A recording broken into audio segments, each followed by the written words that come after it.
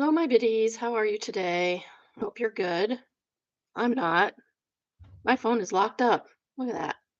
It literally says it's like 10:32. It's noon. That's how long it's been like this. It says it has 39% power. That was an hour and a half ago. I don't know what to do. Now it doesn't even feel like it's using battery. Leaving it on, I'm hoping the battery runs out, but I don't know how long that's going to take. Sucks. It won't even let me turn it off. I can't not turn it off. I'm overdue for a new phone anyway. These things only last about a couple weeks or couple years. It's a cheap phone. It's cheap. My husband why don't you get a Galaxy? And I'm like, because they cost $900, and I these cost like $200, so I can get one every 2 years, and it won't has to last me 8 years, and it's only $600. Oh yeah, that's my problem today. How's your day going? Hope it's better than that. Do you think that the battery saver will kick on when it gets to 15%? Is the phone gonna know? Because that's gonna take forever to wind down. Yeah, I don't know what to do. I do not know.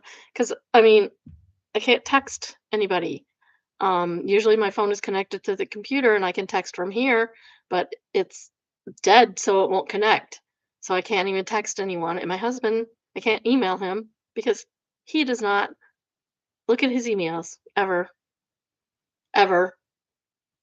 Took him the last time I emailed him something, it took him two weeks to look at it. Um, I don't know if the kids check their emails. I wouldn't count on it. Yeah, it's been a fun time. I can't call him because I don't have a phone. Ugh. I'm not even sure if I could get his phone number. Well, yeah, I can. I can look that up on the internet. I know his phone number. So yeah, it's that's been my morning. I did watch Sister Wives for you, so I'll get started on that this weekend. But today we have a Plathville. A welcome to Plathville reality roundup. Uh, season 8, episode 2, entitled "You Catch More Flies with Honey." Uh, and I don't know why it's entitled that because nobody says that in the entire episode. So we're at the back at the Plath farm, and they're still doing their meeting with Zach and Lydia, which they needed. They needed this meeting, I think. Um, Lydia is continuing her thoughts with the family gossip, and she says that she will not tolerate gossip about her and Zach, and gives the example of the wedding colors. Ethan asks about that because apparently he was not in the loop. And Kim thinks it's all about her, and maybe it is, but it's for a reason because you're literally not listening to them. Um, Kim thought that the wedding colors and Zach's blue suit was a red flag, but she never bothered asking Lydia about it. She says she didn't feel the need to talk to Lydia because she had someone tell her. Like, how stupid are you, Kim? That is not how a parent acts. No, something like that, you go and you ask.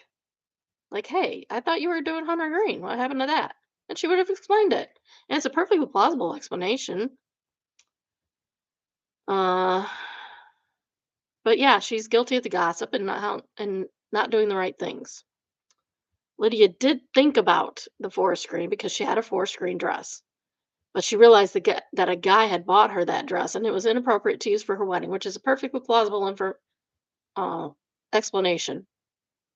Like, yeah, I thought about that. It's not wasn't her favorite color. It was that she had a dress that color.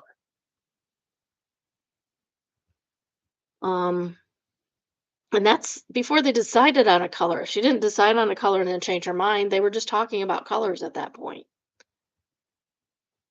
So she was never, forest green was never the color that was decided on the wedding. It was always blue.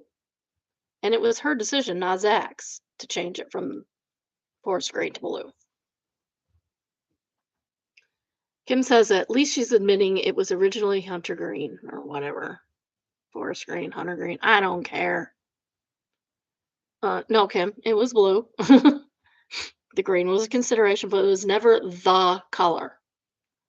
Mariah agrees with Lydia and says they have triangles and says people have spread things intentionally and unintentionally. And I believe that. If you hear something from somebody and it doesn't sound quite right to you or something's giving you a red flag, you go and talk to the person about that. You don't just go on rumors. I don't even like to tell my other kids stuff that's going like really important stuff that's going on with one of the other kids because it can be construed as gossip and I don't like it. Sometimes they need to know some things and you have to tell them. It's a hard decision to make.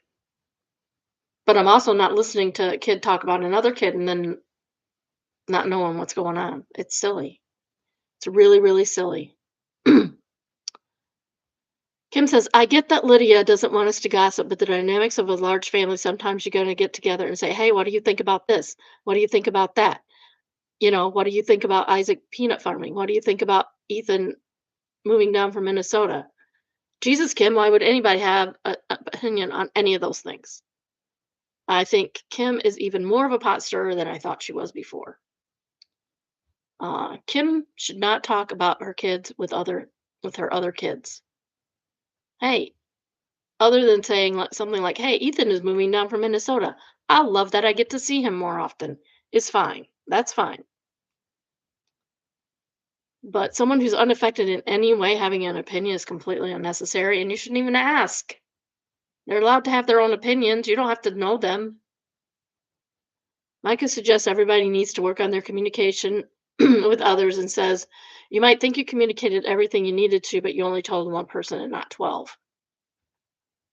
Which, I mean, maybe. Lydia thinks Joshua's death changed the group's dynamics and they never talked about it, and therefore no one ever really healed from it. Ethan suggests that they go around and tell each other what they're terrible at and need to work on.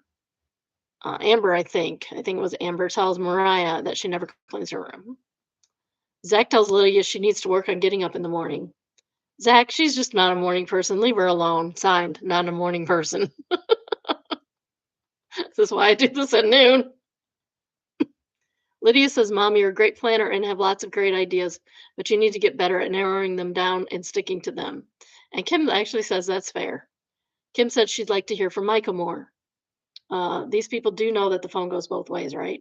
She could call him. Barry wants Zach to tone down the let's go. Micah tells Ethan to grow up. Just very fair. Mariah says that applies to all of them. Zach quotes Kim on accepting him into the family, and he hopes that turns into action because I guess he's not feeling it yet. Obviously, he still doesn't feel integrated into the family, and that might never happen. Look at Olivia. She was never integrated into the family.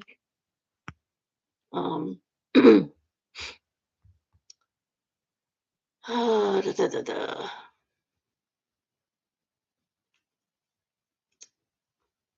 I hope his family has welcomed Lydia better than these jerks have welcomed him. Because it's been bad right from the get go. It does kind of feel like a little warm, so maybe it's using battery. Ethan, Amber, and Mariah are going to shopping at the wig store. Mariah was grateful for the talk, and they don't express their thoughts and feelings toward one another because they have a hard time doing that without hurting the other person. And I guess, you do have to be careful about how you say things. Ethan has no opinions on the wigs. He's just like there staring and acting menacing, basically. Mariah once again explains her alopecia. She says she lost her hair in just a few weeks around Lydia's wedding. Well, I can understand that, how much stress those boys were causing. Uh, she's asked for her opinion on wigs by the person, the salesperson. She says she has a few synthetic ones and one human hair that she likes, but it's glued and she's not a fan of the glued wig. When she decided to shave her head, she had Ethan do it. Strange choice to me, but okay. Ethan explains about shaving Mariah's head, but he's just so emotionless. Like he's truly dead inside. Um, Based on some other things he said, not on the show, but extraneous to the show, stuff he said to Olivia, I'm concerned. I don't trust him not to do something terrible. And he has weapons at his disposal. Um, Mariah takes her wig off and she's freaking gorgeous without hair. She doesn't even need a wig. She doesn't need anything ever. The wig lady, by the way, is lovely the whole time. She's just wonderful. Very good at her job. Amber says Mariah has her weirdness back, and that's her personality, and she's happy to see that. Mariah does seem happy trying on the wigs, and Ethan seems bored at best. In a hot talking head, Ethan says Mariah seems happier, more confident, and seems resilient, and he finds it inspiring. Kim is basically having a divorce party at the place where both she and Lydia work at. So they work together and they're still not communicating with each other. I find that very strange. Uh, Lydia is working and has chosen to be their server. Kim says it's awkward. So Kim, why didn't you tell your friends to pick a different place? It's not like it's it's like not getting away from work. Like, why would you go to work for a party? I don't get it. Unless you're getting a discount, which I doubt.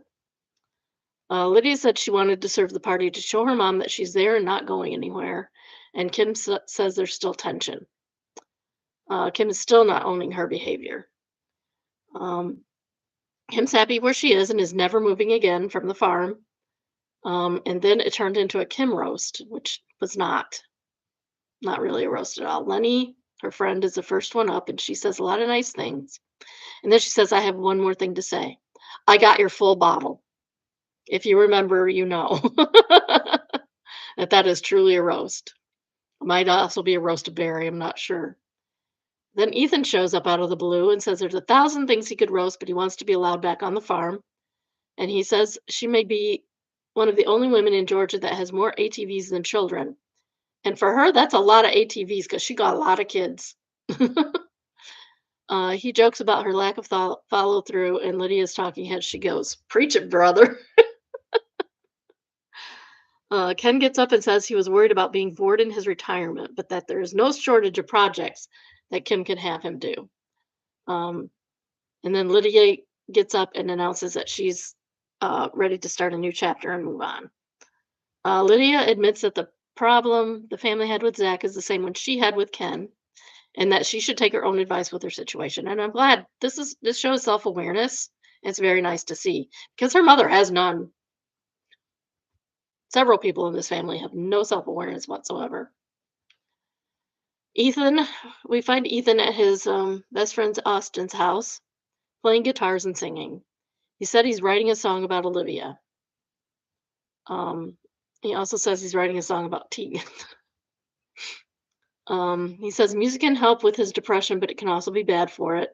And Austin goes through the three faces of Ethan. He says Ethan has a lot of faces, and then this is when he's upset, this is when he's happy, and this is when he's okay.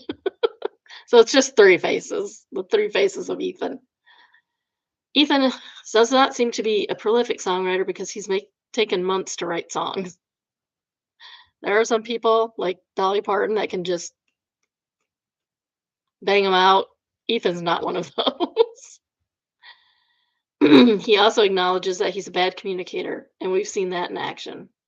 Austin communicates well. I think I like him. I hope he does Ethan some good. And then Ethan moans some more about Tegan. Then we go to Mariah, and she is out at a place called Spring Hill Farm. It's dark, and she says she is not a Halloween person, so it must have been Halloween. She's meeting Ethan, Isaac, and Kaylin. Mariah says she doesn't like to be scared, and there are a lot of people in scary masks hanging around. I mean, I get that I'm not a big fan of like haunted houses and stuff.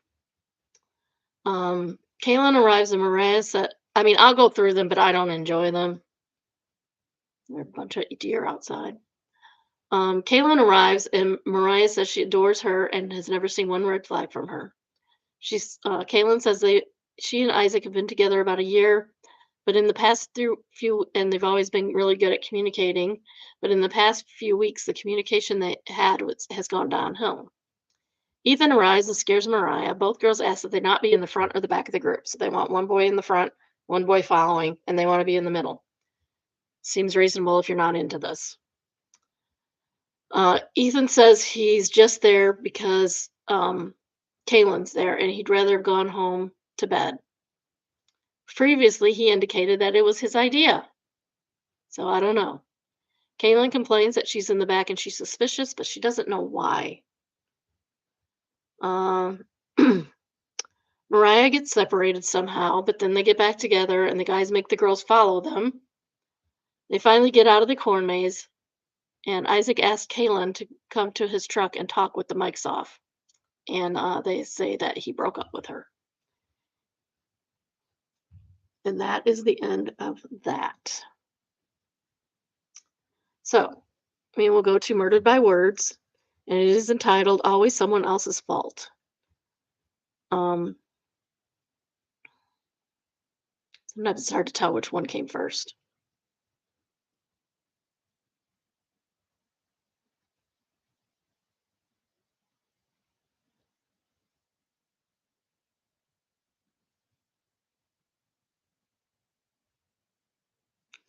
Okay. GOP posts, good morning. If you find yourself waiting in line in an hours-long TSA line today, thank a Democrat. And Just Jack answers, imagine having control of the executive branch, both chambers of Congress and the Supreme Court, and still whining every day about how you can't get anything done. 100%. Labor Day Baby says all Republicans know how to do is political theater, sling mud and blame Democrats. They do not know how to govern, as evidenced by Exhibit A here. Rakova says correction. They have no intention of governing. Doesn't matter if they know how. That's true. That's pretty true. SpongeBob says they also know how to imprison, torture, and kill people.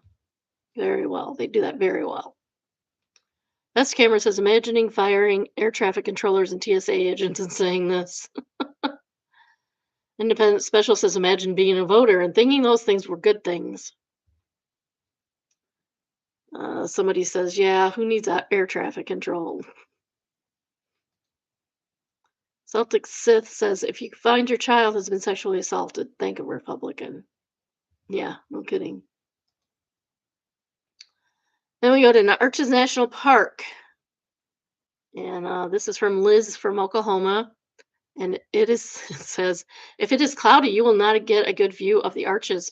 But on a clear day, it's over the top. Why is there a 1-star review?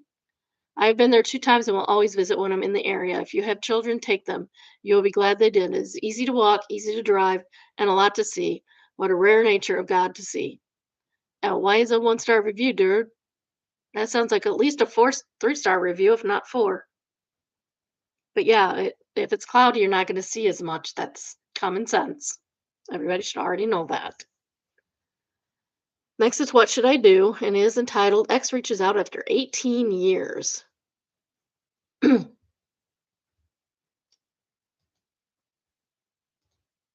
is a screenshot. Hey, dude, I just wanted to reach out and say, hey, and I've been thinking about you, and I haven't reached out sooner because I don't want to make my wife uncomfortable. And if me sending a message does, tell her I'm sorry. Oh, his wife. Okay, your wife. I have no intentions. I'm happily married and have a wonderful 2.5-year-old. You were just my best friend for a long time, and I miss you. I always hope you and your family are doing well, and hopefully this is still your number. That's actually kind of nice. I don't have an issue with that one. Posting for a friend, the last girl her husband dated before they got together messaged him out of the blue this week. Should she respond to her? Have her husband tell her it's inappropriate and not contact him again. We all know what I miss you means. It's been 18 years. I mean, if they were best friends, I understand missing people. Just, I miss people from that I don't have contact with from my childhood. And it's been way over 18 years. So I'm not surprised. Uh, Numerous Imores says, I would ignore likely a message sent out of boredom in her life. They are not friends. If they were, it would not have been 18 years since he last heard of her. Ignore for now and see if she messages again. K. Bede says, even if they were friends once upon a time, this is trying to reconnect via nostalgia. It is. Sometimes that's okay. The issues that were present before that caused them to separate and not talk for 18 years will likely still be there. Why risk a healthy current relationship by rekindling a friendship that soured? It's fine not to hate a former partner. It's fine to finally look back at those memories, but don't risk current relationships by turning back time.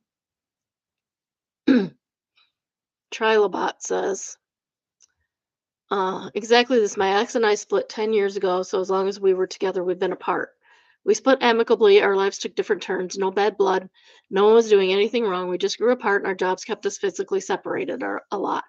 She said we can still be friends, but after the cooling off period, the breakup that never rematerialized, I think of her a lot because I miss my best friend, even though I'd never date her again. But I don't know who she is anymore. I hear about her from time to time. Successful business, just had twins. Living a life I would never have wanted for with her. I reached out once when all things social media app I was on newly on for sharing my own art recommended her, and I saw the birth announcement. They simply congrats, wish you and your family the best, and that was that. If she wanted to follow up, she's an adult enough to message back and never did, so be it. As much as I fantasize about catching up with the closest friend I ever had, it's a fantasy. We're gonna we're never gonna be best buds again. At best, awkward run in on the street with some pleasantries and then on our way. She has her own life without me, and if she ever wanted otherwise, we would never split. So I have to live with that and focus on my own life and build new relationships. That's just how life goes.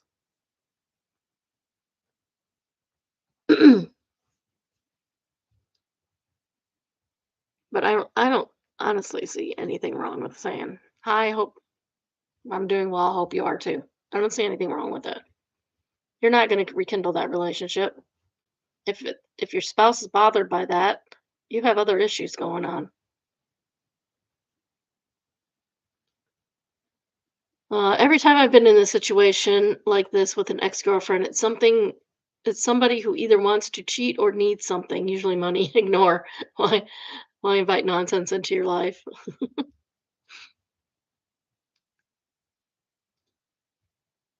Uh, Lidosia says, just reaching out to let you know I'm happy without you and I don't want to make your life uncomfortable. Doesn't sound very on the up and up. I don't know. I don't know. Maybe she had good intentions. Maybe she didn't. You don't know. Malicious compliance. This is from Malicious Compliance, and it's entitled, My Girlfriend Spent 2 years Telling Me I Say Yes Too Much and Then Asked Me to Dog Sit for a Week. This requires a bit of context. I am by nature someone who agrees to things. Not because I'm a pushover exactly, more that I just find it easier to say yes and adjust than to push back with the fallout. Yeah, that could make you a pushover a little bit, huh? My girlfriend Claire found this genuinely frustrating. For roughly 2 years, she has made it her personal mission to get me to say no more often. You're allowed to have preferences. Stop agreeing with things you don't actually want to. Just say no sometimes. It costs you nothing. She meant it kindly. Costs you nothing. It might cost you something to say no. You don't know that. Um, kind of sounds like uh, one of the girls. She's always saying, I don't mind it. That's her preference. I don't mind it. Do you like driving? I don't mind it. How's your new job? I don't mind it. She's a sweetie pie. Um, she brought it up maybe once a month, sometimes more. She even framed it as personal growth and said it was something she admired in people who could do it cleanly without guilt. Okay, that's weird. She was so consistent about this, I actually started to rewire something in me. I began to notice and question, then occasionally decline things.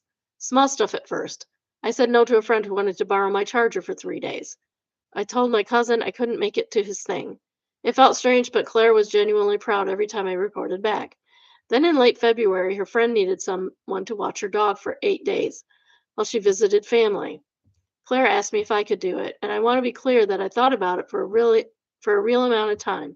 I considered the dog, the 8 days, the fact that I don't particularly enjoy dogs in my space for extended periods of time, and the 2 years of dedicated coaching I received on this exact type of moment. I said no, calmly, without guilt, no longer explanation, just, I don't think that works for me. There was a pause. Claire stared at me. I watched her go through several expressions in about 4 seconds. She started to say something, stopped, and then said, "That's not what I meant." And I said very gently that I understood, but that she'd been really excellent teacher, and I wanted her to know the lesson stuck. The dog went to a kennel. Claire has not brought up the saying no thing since February. This was sometime in March.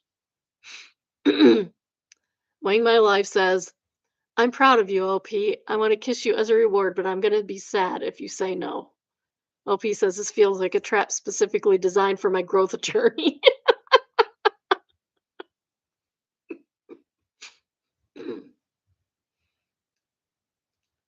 uh, Tajunga says this isn't even being malicious. To be fair, I don't want to is a perfectly valid reason, and dog sitting for 8 days is a seriously huge ask. It is like very huge. This is a perfect example of a scenario you should be okay with saying no to. It would be malicious if you only said no despite your girlfriend. Uh, Crest Mecca says, that was my thing, or LP says, that was my things too. I didn't want to say it to punish her. I said no because 8 days with a dog in my apartment sounded miserable. Good for you for saying no. Vinyl Highway says, why doesn't she take it? And OP says she wanted freedom, not dog duty. Uh, Weekly Conversation Nate says, it's her friend's dog, not your friend. Claire either dog sits or someone else who's not you does.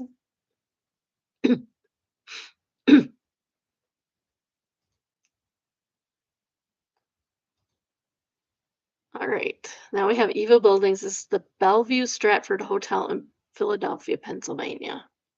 I'm sorry. I love these old buildings like this. That is a beautiful building.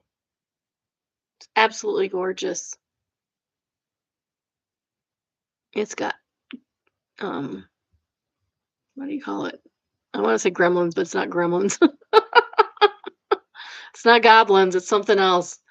Um, yeah, that's a beautiful building. I love it. Why can't we make buildings like this anymore? They're beautiful. Yeah, that's not evil. That's gorgeous. Can't not agree. Lots of Gabe says this is beautiful. I agree.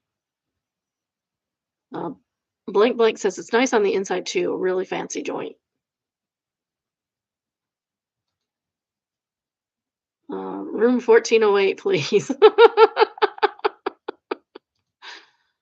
Stevie says it's amazing. Off to the rabbit hole. There's apparently a haunted history. Oh, cool. Next, we have AITAH, and it's entitled AITAH for cutting off my son after his mom passed away. I've been my son's dad since he was 1. He's 27 now. I was friends with his mom for years before she got pregnant and the bio dad took off. I was helping her with stuff. One thing led to another, and we got together. That happens sometimes. Company breeds familiarity. Sometimes people need that. It wasn't really planned or anything, it just happened. Her and I cared for each other deeply, but it wasn't some huge romantic story. We were a partnership. We got married when Mark was 3, and I adopted him when he was 5. So Mark is his son, 120%. Tammy took care of Mark, me, and my house. I worked and paid for everything. It was a good life. I never wanted kids, but I loved Mark and gave home everything I could. Not just material goods. I was there for him growing up. I attended all his extracurricular activities that I could. I taught him how to ride a bike, how to change his oil. We took him on my vacations. We took him my on vacations. That would just be a family vacation, sir. Of course, you're going to take your kid on vacation.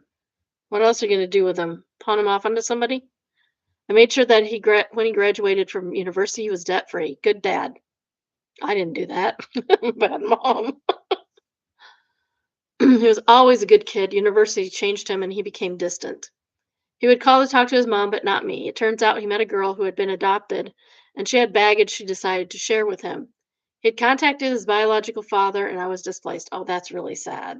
No loyalty. Mark was everything to Tammy, and she supported him in everything. As his mom, I would expect no less, but still hurt to be cut out of his life. Yes, I can imagine. That's terrible. For no reason. If there's reasons, that's different. Like, but I mean, you adopted him. That's not even just a stepdad. That's your dad.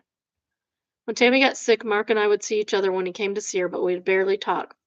When she passed away, I saw him at the funeral and then only heard from him to settle her estate, which was not much. She had a very small life insurance policy that she left Mark, and everything else was mine. Her bank account only had the money we budgeted for her. There wasn't much in it because she had been subsidizing Mark's life since she graduated, like clockwork every month. I would deposit her share of our budget, and most of it went to him. That's not good.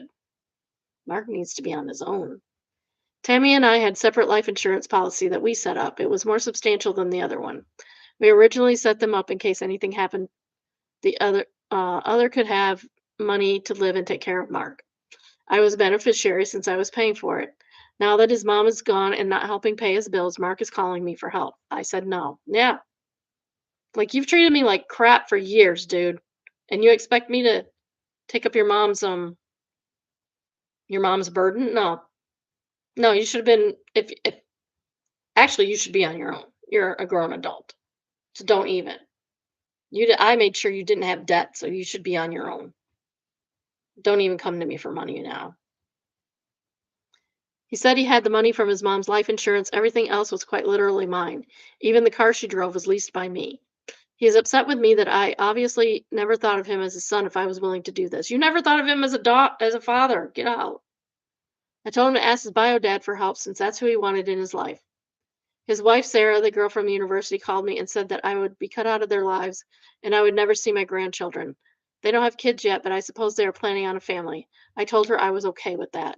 And I am. I miss Tammy, but I'm okay. I have my dogs and my job. I see my sisters and their kids and grandkids. I'm involved in their lives. So am I the a-hole for cutting off financial support to a fully grown man with a job and a wife? No, absolutely not. He did the cutting. You didn't. That was on him. Aggressive Pop says, it's top rated comment. He says, he cut you out a long time ago. And to stack Texas Texas Tika says, yes, and OB should tell him that. OP should tell him this.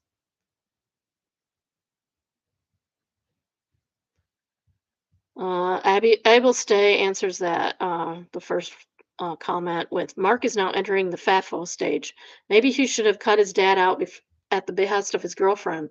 Imagine expecting to be subsidized at the age of 27 and talking about having kids when you can't even afford the cost of living for two adults. Yeah, no kidding. Or he's living way beyond his means. That's probably it. He could probably live fine on his salary and his wife's, but they're trying to do stuff that they shouldn't be doing and not living it within what they're making. Puzzled Award says no, no. Think about it. We will love you if you give us money and hate you if you don't. Who needs conditional love like that? Let them go. It's none of their business how much money you have or received. Exactly. Senior Bink answers, exactly. I'll pretend to like you as long as you pay me to is not a good look. Yeah, no kidding. Acceptable expert says NTA, sorry for the loss of your wife. Yeah.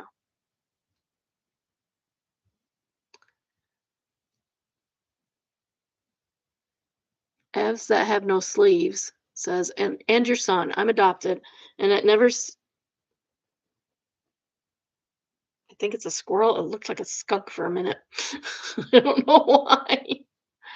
I'm adopted and I will never cease to be shocked at kids who turn their backs on the real parent, the one who was there for them through thick and thin, through everything and anything, who always showed up, who were there. That's what family is. And hey, connect with your bio family, great. There's room for all, but to demonize the adoptive parent and play nice because you want money, no, just no. 100% no. This is from Neighbors from Hell, and it's entitled People with Pools Beware. I have a nosy, entitled, opinionated boomer neighbor. She thinks she's a one person HOA. After 15 years of BS, I finally called law enforcement to get her the back off due to messing with her trash, lawn people, and mail. I've been I've had to be overly rude as she doesn't seem to be aware of social norms. There's a laundry list of examples, but this is how it started. Grandpa's daughter, husband, and grandchildren lived with them when we moved in. 2 in the afternoon, Sunday, like clockwork, the kids would ring the doorbell, standing there in swimsuits and towels. I'd regularly tell them not today. It was disturbing our household rest. For the record, I had an elderly person with PTSD and a teenager. Neither needed sleep disturbance. After a month of this nonsense, the kids got aggressive and popped off that grandma/mom said they could. Well, I'm saying you can't. I've had to do that. I marched them home, demanded the woman come outside, joined by Grandpa who opened the door. I'd rather enjoyed the fact that Mom was sleeping. With a raised voice, I explained that the kids weren't invited over. I wasn't a babysitter, and since they claimed to be good Christians, I asked why they couldn't observe our day of rest. Crickets, no answers, apologies, just stunned looks. Because they're never called out on anything. We really need to stop letting people get away with stuff, guys. Really need to stop. The parents and kids finally moved out, but it didn't stop on visits. One time I found an adult child had friends over when I was gone. No biggie, as her friends were always welcome. 2 years after the backyard barbecue, Grandma complained that she sent the kids over. Personally, she's nosy enough to send the kids over as cars were in our driveway.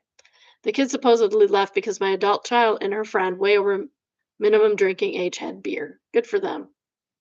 My daughter says later that they wanted swim lessons and got upset that she wouldn't get out of her lawn chair as she was eating. When I asked Grandma, one, why the kids were sent over without an invite except to increase my liability, and two, why she thought it was important 2 years after the fact, she looked mortified. This isn't like she could claim any of the previous owners had grandkids as guests. This is something that she saved for us. That's the end. Ended really weird. Smithers, a top rated comment, and they say, used to have this with the next door neighbors. Straw that broke the camel's back was Mother's Day. We're outside on the deck enjoying the day when a gaggle of youngsters invade our yard and start playing. I asked them what they were doing. One kid said, "It's Mother's Day, so our mom sent us over here so we could have some quiet time." So she could have some quiet time. I told them to go home and tell their mother it's Mother's Day at my house too. Oh, OP is like SMH. Next top rated comment is false dimension. And she says, I say, if she's messing with your mail, that's a felony called USPS. They have their own investigators and they do not play games. ETA, I'd also send a legal letter with a return receipt outlining that the kids are not welcome on your property or in your pool. That's a liability, and next time you will be contacting the police to have them trespassed and put up no trespassing signs on your fence and gate. It's a CYA, but it should also let them know that you are serious, and if they do it again, you follow through with having them trespassed. OP says, yes, officer warned Grandma to knock it off. Sucker for Cats is the third top rated comment, and they say, why didn't your daughter turn them away? Don't ever allow them again. No means no, and you have to be consistent in refusing them. OP says she ignored them, so they left. She was eating and refused to acknowledge their demand. Good. Good. Next is Benign Existence, and it is entitled, My Son Keeps a Diary with Me. He's 2. Oh, that sounds so cute. My 2-year-old has a few things he really loves. Running around, singing, cricket. He has a little foam bat also loves pretending to be a bowler and watching cricket. He mimics the players sometimes, including going upside down after he saw a wicketkeeper take a tumbling catch, which just involved kind of bending over and putting his head on the floor. Bin trucks, construction, and farm machinery. Duplo beginning to read and pretending to read to read to his toys. That's cute. And drawing with crayons. I get the 2-year-old grandson. He's a big reader. He likes to read. He likes he likes looking at books. He's going to be a big reader. We're going to get started on Harry Potter soon. A family friend gave him a spiral notebook, bound notebook. Oh, sorry. Sometimes he likes to combine as many of these activities into one as he possibly can. A family friend gave him a spiral bound notebook, and this has become his diary book. His mother has a paper page to page diary for keeping her schedule, and our son isn't allowed to touch it, so now he has his own. Every day I write the date at the top for him. He likes to examine it closely and identify what numbers I used.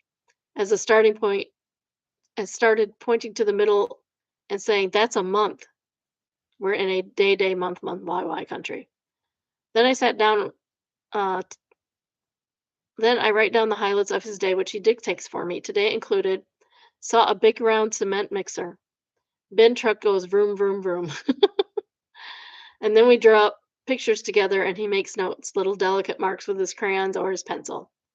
He has regular crayons, short, stubby, unbreakable ones that he's been using since he was barely one, special crayons, long, thin, relatively normal crayons, and the pencil, which is normally a 2B pencil, but he's 2, he only gets to use it under close supervision. It's very specially the diary book. He has to hold it in a pencil grip, not fist, and he's getting good at that. Updating his diary book is possibly my favorite time of the day, I bet, because you get to find out all the things that were important to him that day. That is so cute. I love it.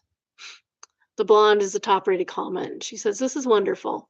So wonderful that I'm getting off Reddit today in case something comes along to spoil it." Aw. Yeah, we should have done this one last, right? Um, OP says, "I can't guarantee regularity, but I can try to update now and then." Good. I hope so. I'll look forward to that. Next, we have Found Satan, and it is entitled The Original Satans. Oh, it sounds good. It's an Ask Reddit thread. It says, "People who understand Chinese, Japanese, what's the dumbest thing if seen tattooed on somebody?" Guy had this on his arm and said it meant lover of Asian beauty when in fact it means foreign pervert. Well, at least the women are warned. That's awesome. Candid Solid says, "Well, to be fair, they both kind of mean the same thing, right?" True. Um, Martin Aurelius says it's ambiguity, a deliberate feature of the Japanese language. And Nostafari says, "Sorta, each symbol character, kanji, is based on a word, but one that can be pronounced differently and have different meanings.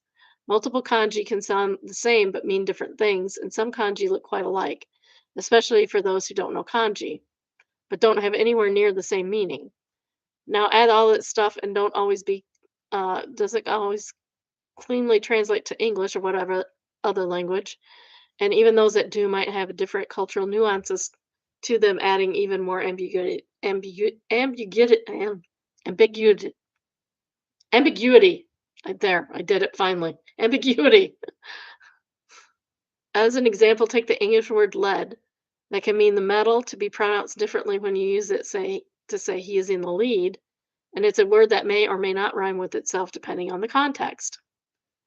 Uh, led the lead to lead the lead lead to the lead. I think that's how it is. It could be the opposite. It's hard to say. um, Captain Whimsy says the artist knew exactly what they were doing. And Omega Goober says they were doing a service for women. Exactly. Their temporary comment is from Desert Vision, and they say, I've lived in Japan in the 80s. They love using English words on everything. Funniest thing I saw was in a restaurant called the restroom.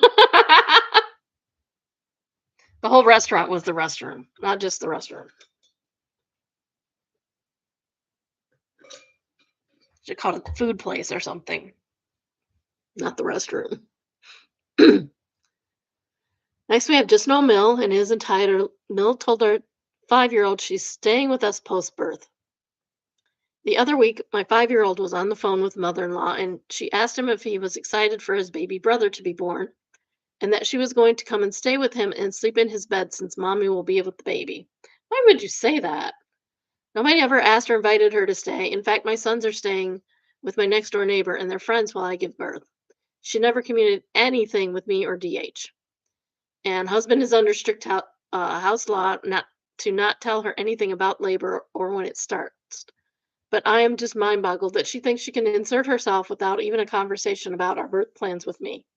Why are they like this? I don't understand. I have an older son, not with my husband, whose bio father passed away, and my old mother in law is wonderful. She would ask how she can help and what I need and wait for me to come to her. We are still friends and stay in close contact. But my current mill views me as a competitive enemy and wants to stop at any chance she gets. We are low contact, and it is like she thinks that will magically change when the baby gets here. What's ironic is that I am a forgiving person and she would simply respect my decisions as a parent. She could have unlimited access to the kids, but she can't respect simple boundaries. It's like she enjoys crossing them. The last time she babysat, I sprayed our basement with bug killer. The only rule was do not let the kids go to the downstairs. Nothing is down there. We come back from dinner an hour and a half later and the kids are in the basement. It's just one example, but she's no longer allowed to babysit, obviously. It's like she gets off on showing me she doesn't have to listen to me. That's my kid. Well, I was watching my grandkids at my son's house. Probably wouldn't send them to the basement anyway if there's nothing down there. I wouldn't send them down there at his house anyway because he has stuff down there that they shouldn't be into unless he explicitly said they can go in the basement and play with the train or on the computer or whatever. Weirdness. Kimbali says, "Hell to the no." Exactly. Um, Bunny Pit says, "Make sure you got the hospital informed and on lockdown. She will not. She will camp out." And Dragonfly says, "It's like she enjoys crossing boundaries." Oh, that is a fine petty joy for her. You can never forget you are dealing with a child in an adult body. It's like they can do a few adult things for a while, so you forget. Oh, yeah, that makes sense. They behave themselves for a while and then they're right back at it. Retail Hell. This is from. I'm tired. I got up way too early this morning. Um, this is from Retail Hell and it is entitled, but TikTok says, I don't care. But TikTok says, I don't care. I had a pair come in hauling a giant bag with them. They walk up to me, both of them all smiles, and cheerfully tell me, we're here to do an even exchange. There's easily $300 worth of product in this bag, and I can tell at a glance that they're all nearly empty. Silently, I prepare for battle. Me, I can definitely take a look. Do you have a receipt? Lady, no, but we're here all the time, so you can look it up with my phone number.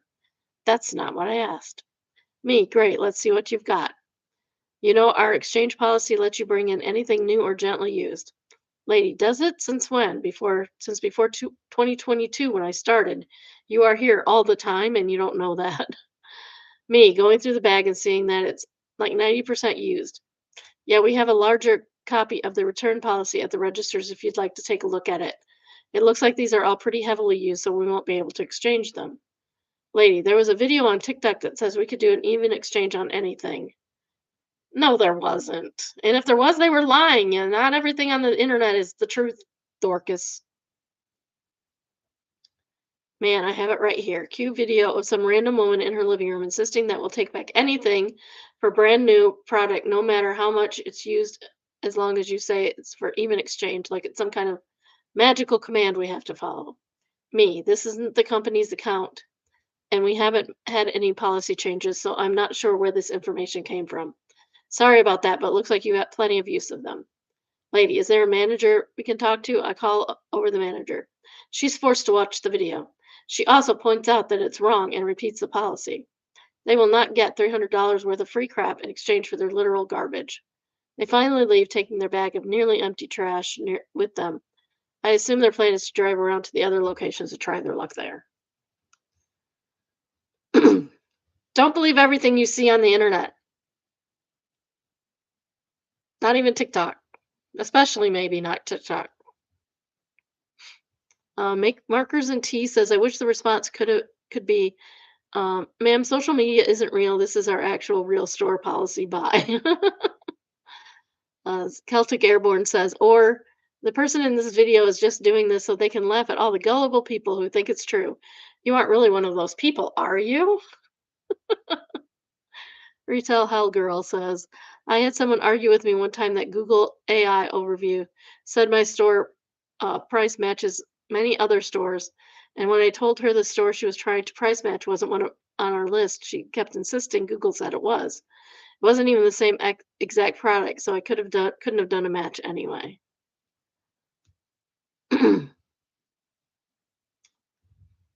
What am I even doing? This is their top rated comment because the second one was just a meme. I had a lady report me because I wouldn't price match an Instagram post for a $400 vacuum to be like 35.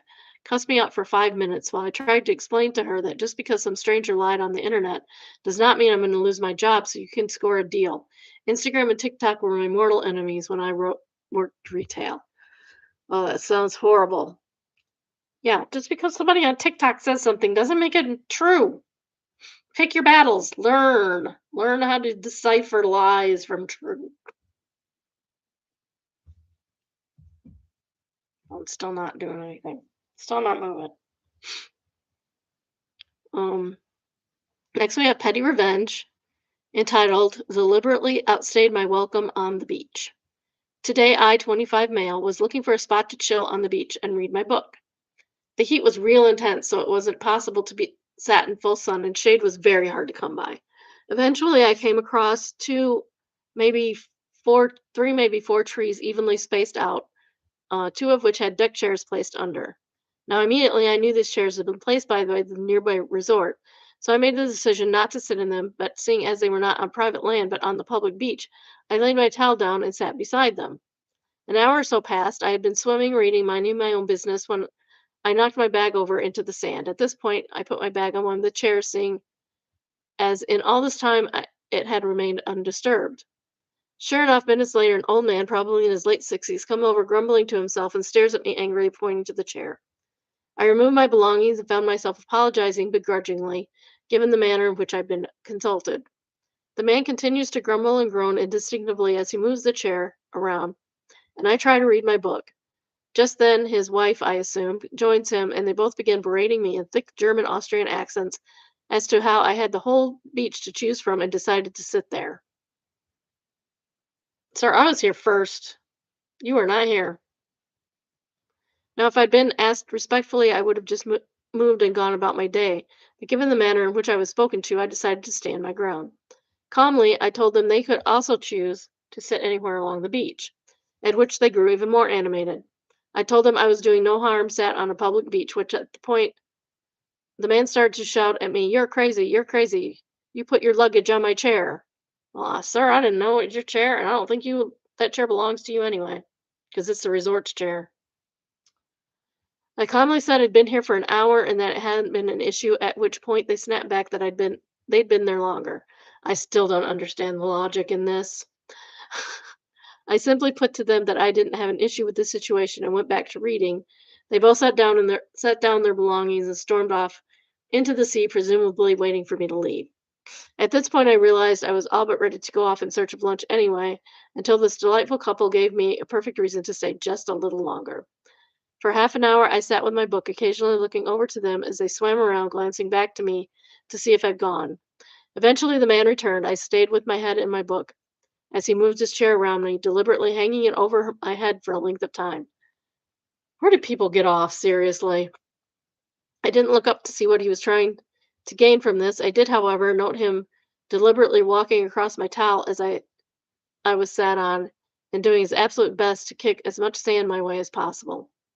I said that was real kind of him, and I thought with age you learned manners. I added that it was embarrassing for a man of his age to behave such a way. Good for you. As a result, I sat out for the best part of another half hour, at which point his wife looked like a dried prune, having tripled her wrinkles to avoid me by staying in the sea. I decided I'd finally move on to get some much needed food, although not before one final flourish. I slowly gathered my things, making sure not to leave anything behind, and with a big swoop, maybe a couple of extras for good measure, I flicked all of the sand off my towel straight over this great bluffering balloon buffoon. He instantly grew red with rage. I pointed out to him that it was the same sand he just kicked on me. Sitting upright in his chair, he hastily grabbed a handful of sand and threw it at me. Although he hadn't accounted for the fact that I'd taken uh, note of the wind direction quite beautifully, it all blew back in his face. I told him to have a nice day before strolling down the beach and waving to his wife, still shriveling in the water, as I hear of idiot, idiot in the back in the distance. Honestly, made my day. That was great.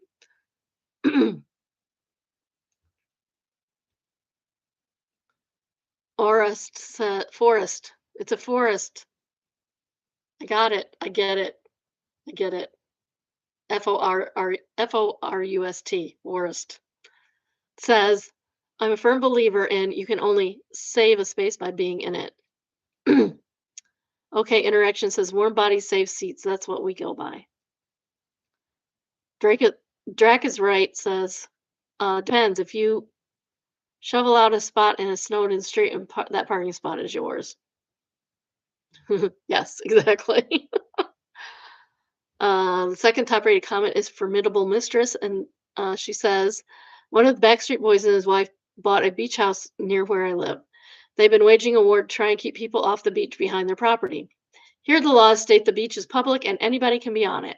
They've been harassing people and sitting on the beach minding their own business, have tried to claim the beach as their private property, repeatedly called the cops, and have even brought lawsuits against the county. Each and every time the cops tell them that no one is on their private property and they have every right to be there. The lawsuits have been dismissed, but I think he's refiled. His wife is known to locally for being drunk and belligerent with a "do you know who I am" attitude. They basically become a laughing stock to the locals. Yeah, that's what happens when you act all entitled. You don't own the beach. The beach is not part of your property. It's a public beach. Some places are like that. Some places you can own the beach, and some places you cannot. Raccoon says you have to go. Tell me why. Ain't nothing but a beach, mate. Oh, that's funny. Okay, Tadpole. The Germans are notorious for getting up early to place their towels on sun lounges at resorts and hotels in Europe. Relevant Mirror answers, some hotels just collect all unattended towels regularly. I think that's fair. You can't just reserve a chair and let it sit empty for hours when many people could have used it in the meantime. Exactly. Like, don't do that. I mean, I'll do it if everybody else is doing it, but I'd rather not. I'd rather you not.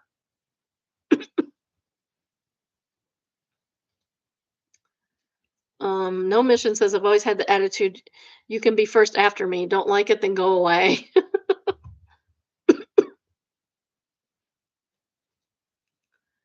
Next, we have Am I the Jerk? And it is entitled AITJ for taking my book back from my colleague without waiting. Maybe.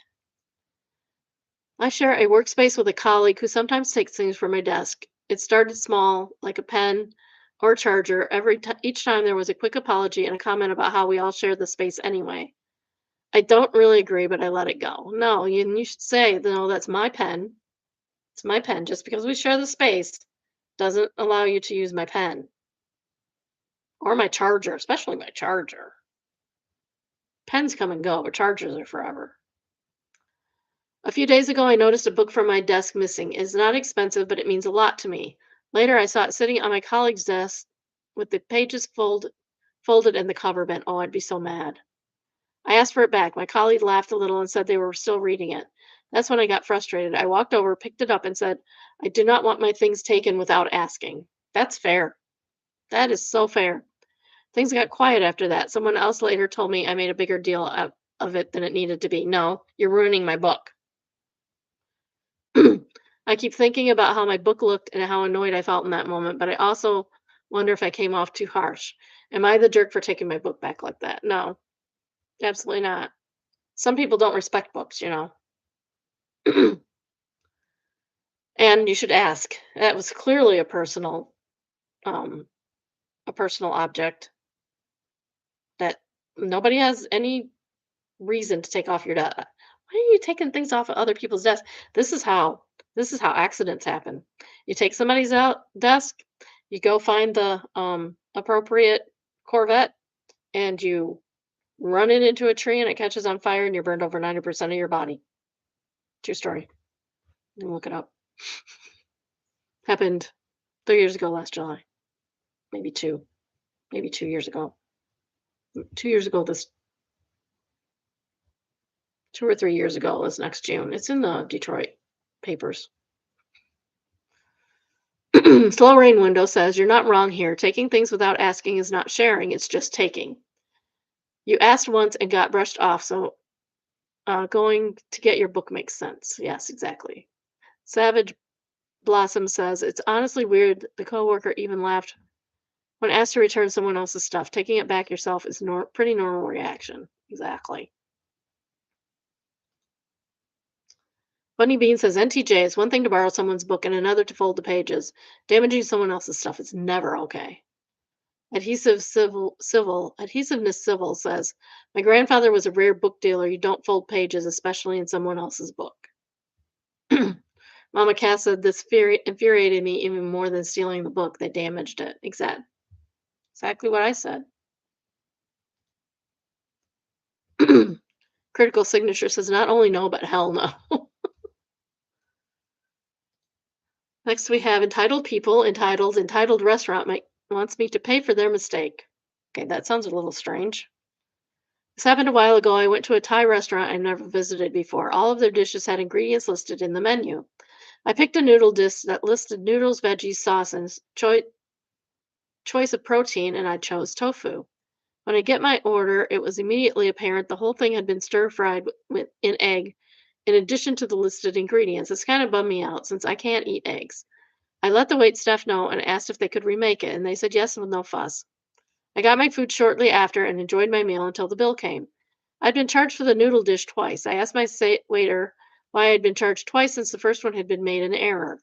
They told me it wasn't an error, that the dish came with eggs and it was on me to ask for it without. I showed them the menu that clearly said did not list eggs as an ingredient. They doubled down and told me that dish always has eggs, like everyone in the world is supposed to know. No, that's an issue on them. It should state or have a symbol that it contains eggs. A lot of the restaurants around here will put a symbol if it contains a known allergen. Like this is made with peanuts, you might not want it. I politely but firmly told them to go let the manager know I'd be paying a bill for one noodle dish and not at all. They finally caved and I went on my way. Edit to add. The dish in question was pad ki mal. I have no idea what's on there. Every dish has a list of ingredients. Others listed eggs. 3, I let them know about the issue. They took the dish and gave no indication that I would have to pay for it. I never even touched the food. Unhappy Cake says eggs are a common allergen and should always be disclosed on menus, not assumed. Grand answers major this. People have major allergies and eggs is a very common one. Eggs, peanuts, milk, nuts. Upward Ability says there was other than the U. Yeah, other than the U, there are no vowels in the name. Good for you. Glad you stuck to your guns. Nixara Sexy says, answers, stand your ground. It was the right call. Paying for a restaurant's own mistake is where you have to draw the line. Yes. Deep mood. Asks what dish it was, and she tells him. And Ride Die says, "Yeah, that dish doesn't come with eggs, to the best of my memory." And OP says it usually doesn't, and it shouldn't if made traditionally, which only adds to the WTH factor. Yeah, if it, especially if it's not traditional to use eggs in it, then yeah, no, no. He knew what he was ordering, and he knew. I'm assuming it's a guy. He knew what it should contain, and it should not have contained eggs. So yeah, that's on the restaurant completely. Even more now. Expectation versus reality. And it is what I asked for versus what I got. And these are gorgeous. This looks like Aaron's work, because Aaron can do that. If you're ever in Brighton, ET Nails. And that's what she got. That is not the same. That looks like a kindergartner did it. Seriously, looks like a kindergartner did it. That's sad. Sometimes bad things happen to good people, is the caption. Felix the cat says, "Oh dear, that was beyond the person's skill set for sure." OP says, "Confidence make us believe we can do anything. I want to cut my own hands off."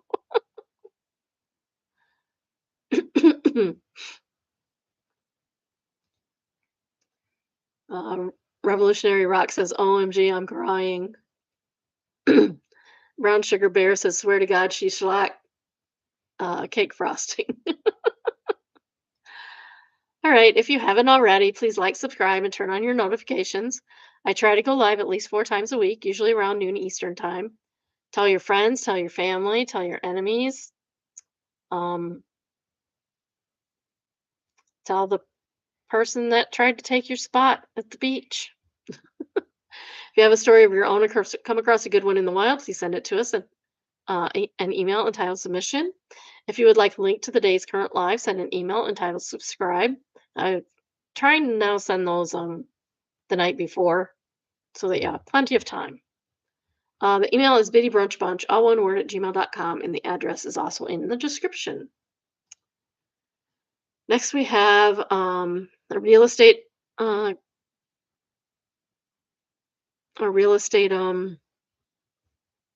what do you call it? Segment. That's what I call it. I'm tired today. Um, this is entitled "The Craftsmanship in This Mansion is Unreal," and this is in Buffalo, New York. Oops, that's not what I wanted to do.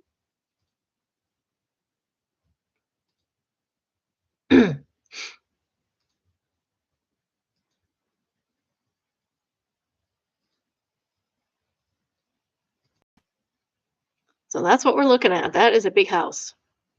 That is a huge house. It's $3.7 million, 8 baths, 12, 8 bedrooms, 12 bathrooms. Who wants to want to keep 12 bathrooms clean? Like, seriously? Um, Almost 30,000 square feet.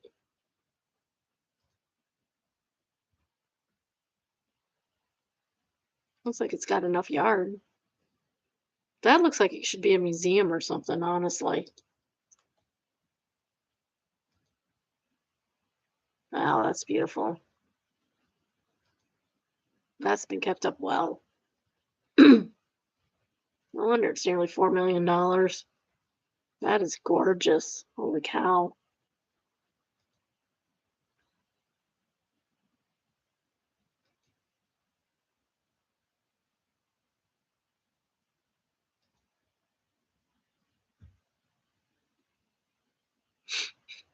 Do we really need 4 chandeliers? The fireplace is gorgeous too. Look at that.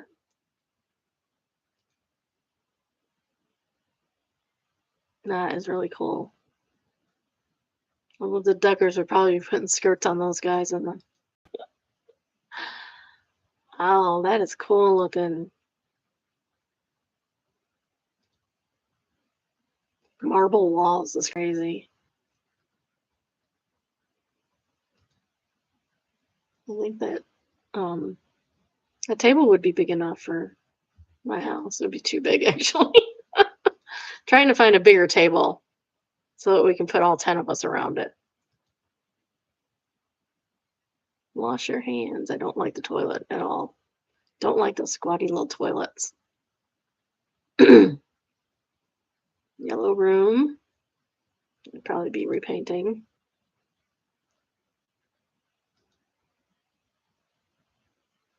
That is a lot of work up there. Is that just wallpaper or what?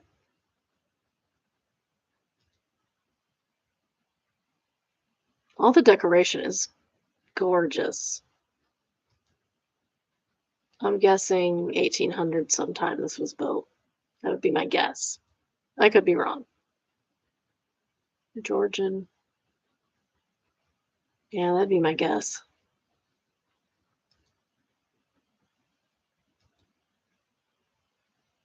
That is beautiful. Very lions.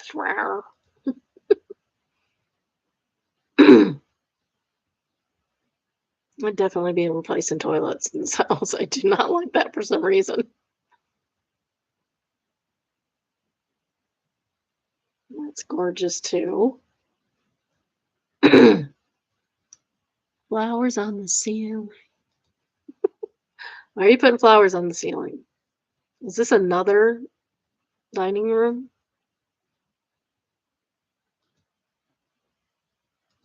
Or is this some kind of meeting room, conference room?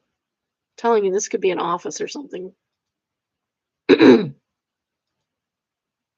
mean, that was an office, but oh, no, no, no, no, don't like that green at one bit.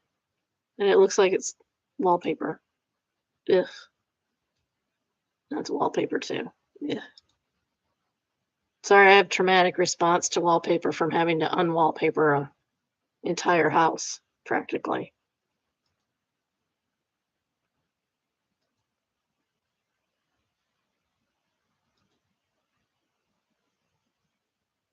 Another office. They were using this as an office building because that isn't is a public restroom.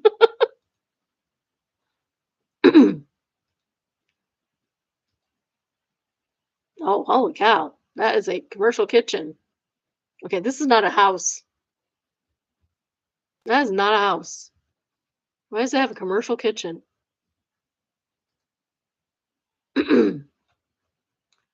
Oh wow, it's on like 3.5 acres.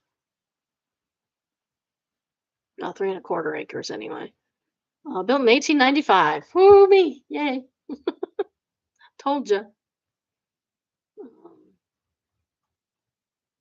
Welcome to Williams Butler Mansion.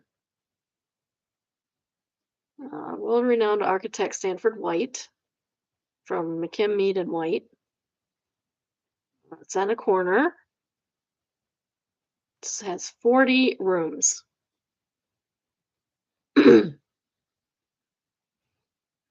anchors Buffalo's famous Millionaire's Row. Original woodwork, countless marble fireplaces. Yeah, it's beautiful. Restore the mansion to a grand single-family residence. Reimagine it as a boutique hotel. Develop executive office space or create elegant event venue. I don't know how you do an event venue. It would be very small. You're like 2 commercial grade kitchens located in the basement. Holy cow. I guess we could fit our whole family in there for holidays. Main house and the historic carriage house provide over uh 29,000 square feet of living and functional space. Private parking, 30 or 53 surface parking spaces, multiple courtyards. Oh, you could put a tea house in there. That would be really cute to have that set up as a tea house. Have like afternoon tea in. 8 bedrooms, 12 baths, 2 full bathrooms, and 10 half bathrooms. That does not seem right. Main level bathrooms 4, but they don't tell you which ones. Gas forced air radiators and central air. Appliances include a double oven, dishwasher, freezer, gas oven, gas range, gas water heater, and refrigerator. Features include a den, entrance foyer, great room, home office, other, solid surface counters, skylights, natural woodwork. Yeah, you could just have the whole fam over and everybody can cook in the kitchen. And I mean, you two guys. Hint, hint. If you're not cooking, you're cleaning up. That's what I wish my rule was, but it never happens. um, we got beat on the taxes. Property taxes are only 5,600. That's not too bad. That's not too bad for that expensive of a house.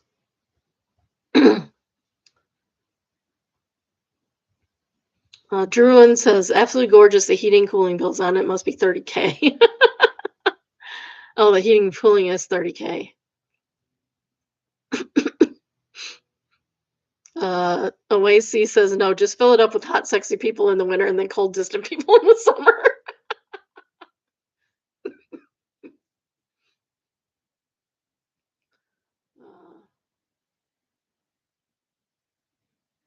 Dami- Damiana says, you have to take a second mortgage to pay the heating and cooling bill. I'm paying like 350 to 400 a month on my 1,600 square foot Los Angeles. You live in LA, so nothing makes sense price wise.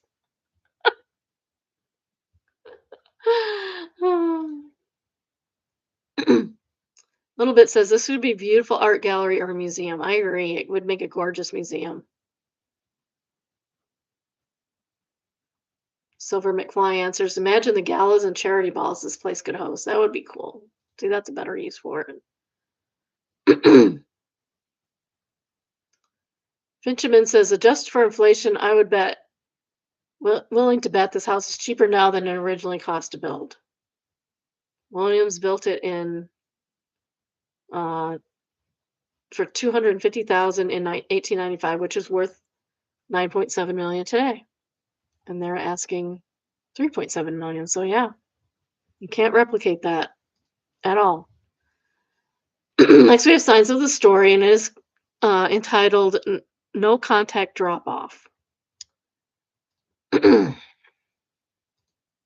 Show the sign. This is apartment 22. Do not harass my neighbors or to notify them of my order. Just drop it off the order. Do not block my door and leave. This is what no contact drop off is meant for. It is not meant for you to harass everyone in this complex to get a hold of me. You can do that via your app. Leave them alone. Deal only with me. I will pick up my order after you have left the parking lot in your car. Thank you for your cooperation. Dang, I guess you really don't want to talk to anybody. um, Hollow Sprite says, I used to have photos of my front door, both in daylight and night, along with condescending detailed instruction about what was and was not my apartment. They would still pull up on the street behind me and start calling me saying they couldn't find it. I'd be like, what street are you on? And they'd say Number Street. And I'd say, okay, what street does my address say? And it said Name Street. Okay, do you see the problem here? Little Stabby Boo says, I finally had to put GPS's lying do not drive into the alley for the idiots who couldn't figure out that they needed to be on my street to deliver to my house number located on my street. We had that, we got it fixed. But Google, when we first moved in here, the house was down the street. So everybody, instead of turning right to get into our drive, everybody would go down the street to the left. And then they couldn't find our house. But it is fixed now. It's been fixed for a long time. But it took a long time to get it fixed. Like we had to keep, you know, like bugging Google. Like, yo, my house ain't there. Can you fix this, please? Next, we have confession, and it is entitled, I let my little brother take the fall for something I did, and it messed him up way more than I ever expected. Maybe we shouldn't do that to people because that's evil. So when I was 17, I was stealing cash from my mom's purse. Not huge amounts, but enough that she noticed. I was trying way too hard to fit in with older kids and wasting my money on dumb stuff for people who did not care about me anyway. My little brother was 13 and always seemed nervous, like he expected to get blamed for things. Because you were blaming him for things, maybe? One night, my mom realized more money was gone and started questioning both of us. I know I should have admitted it, but before I said anything, she focused on him because he was acting weird. He started crying, saying he didn't do it, and I just stood there and let it happen. You are not a good big brother. You're not setting a good example. I barely even had to lie. My mom grounded him and took his console, canceled a school trip, and said she was more upset that he was lying than stealing. Oh, dude, you could have stepped in any time. Any time.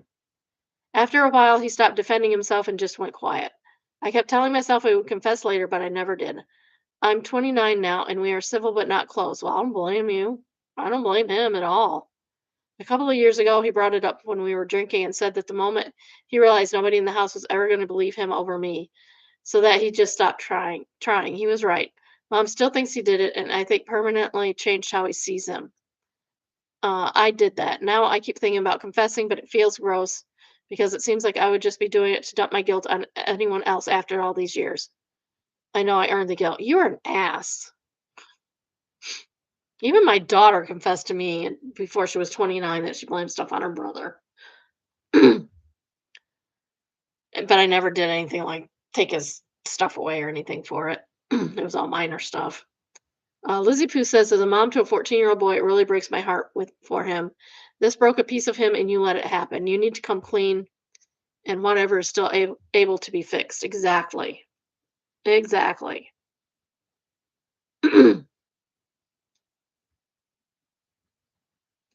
Second top rated comment is from infamous Ginger. It says, I'm not going to lie, that's winged up. You should confess, but not you. You should confess, not for you, for the relationship between your brother and mother that you ruined. Yes, exactly. Shawnee McKnight says, it's worse is how much younger his brother was. He took advantage of the fact his brother was just a nervous kid who could not effectively defend himself. Right.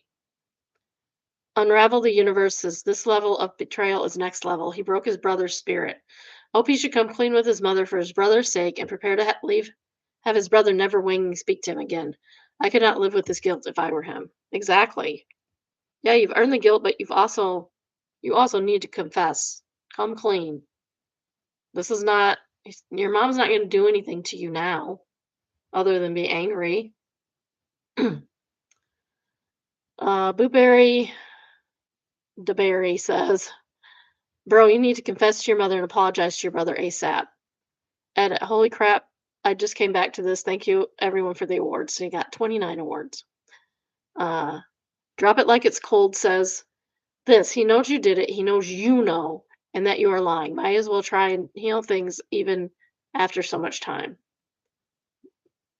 Chill says, dude is talking about reflecting on past mistakes, and he's not like he's still not active, like he's not actively still a douche. Yes, exactly. Go talk to your mother right now, OP. Now, go. That's what I'm talking about.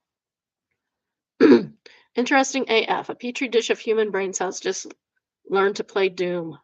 Oh, wow. Oh, they have video.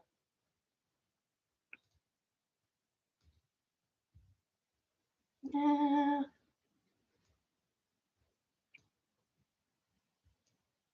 Okay, I got it up.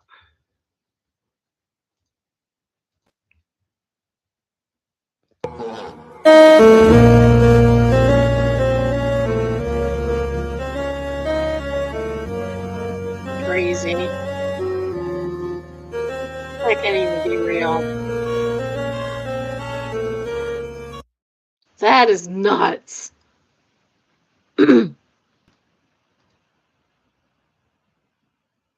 Just Collection says, excuse me?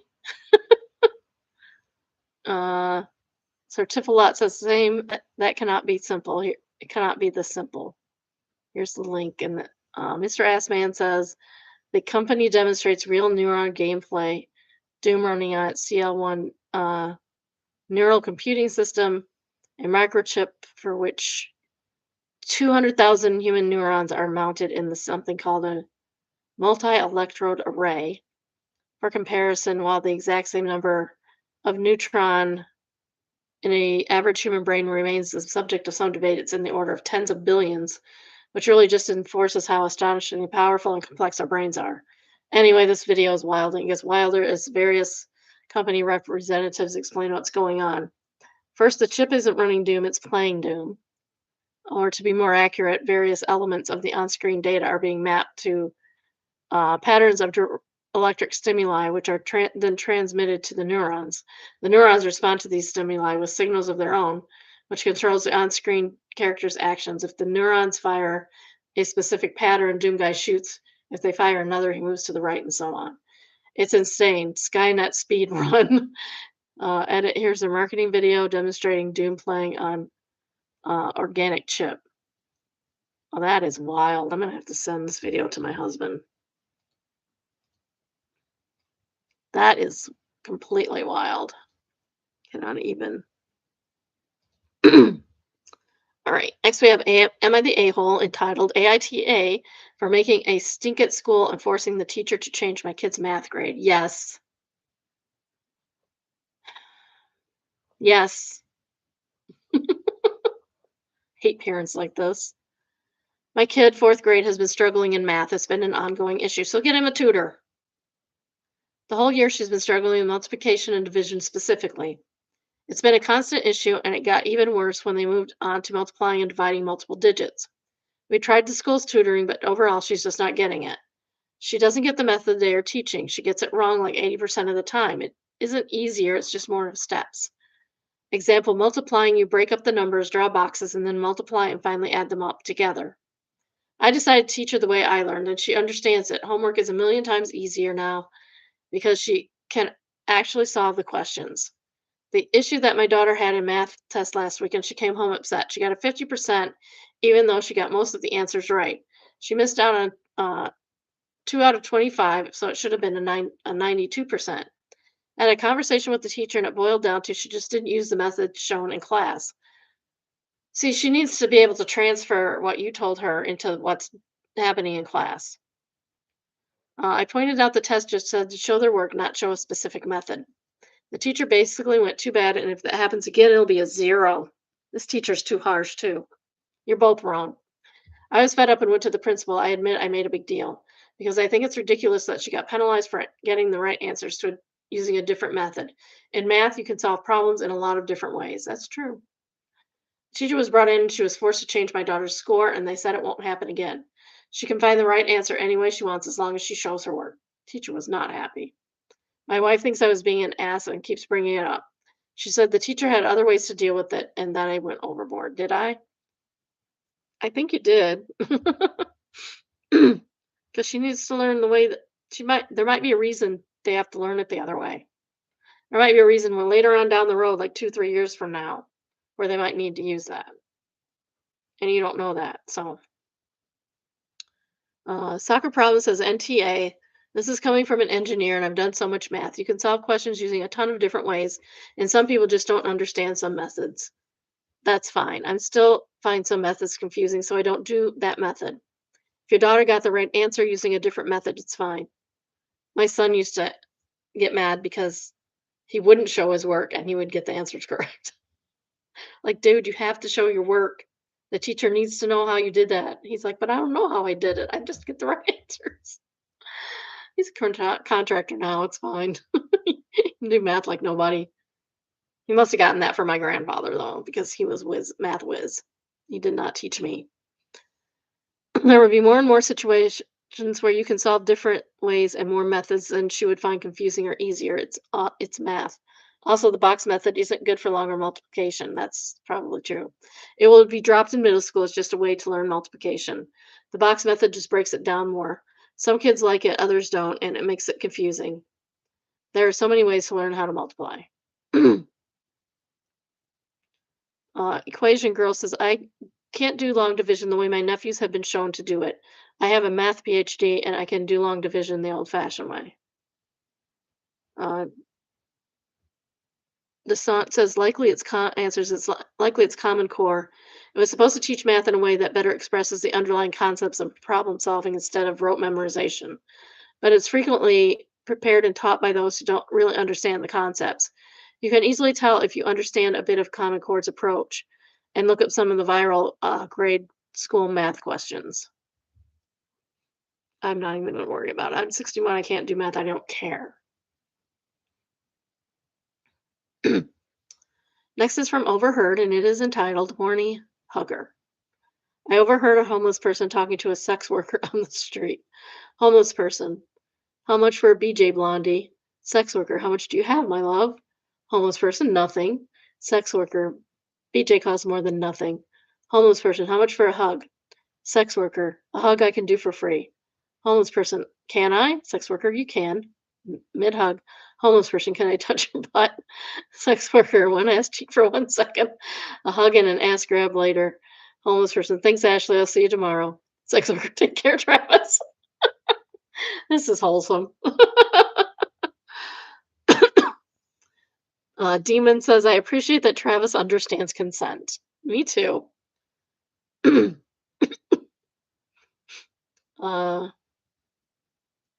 Sinister Ministra says, and therefore he is homeless and pedophile rapist, rules the free world. Cool timeline, right? Arctic Fox says, while I appreciate your sentiment, as I am also disheartened by the absurdity of our times, Orange Man is just the president of the United States. That whole free world part has always been over the top, in my opinion. No disrespect intended. I'm Canadian. We share a continent, but he's not ruling us. It's not like the One Ring that rules them all. Mm. Icy Toes says that was a surprisingly respectful negotiation. Bad Breath Unlimited said she gave him a moment of happiness, a caring, empathetic individual.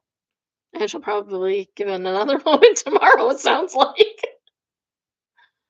Um,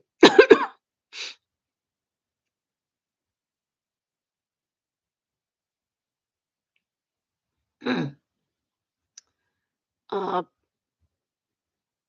somebody says sex work isn't legal where I live, so I haven't met many sex workers, but the small handful I have met are 10 times nicer than the people with legal professions. And definitely not Miranda says, I'm a former sex worker. The girls I worked with are some of the sweetest, most beautiful souls I've ever known. Life is just extremely unfair sometimes, and once you're in the system of things, it's very hard to get out. The amount of shame and judgment we face from the outside world is crazy. Everyone has sex, everyone spends money. We are just smart enough to link the two concepts and making a living out of something that would otherwise be free labor. If it was regulated and controlled and girls were protected, what's the issue?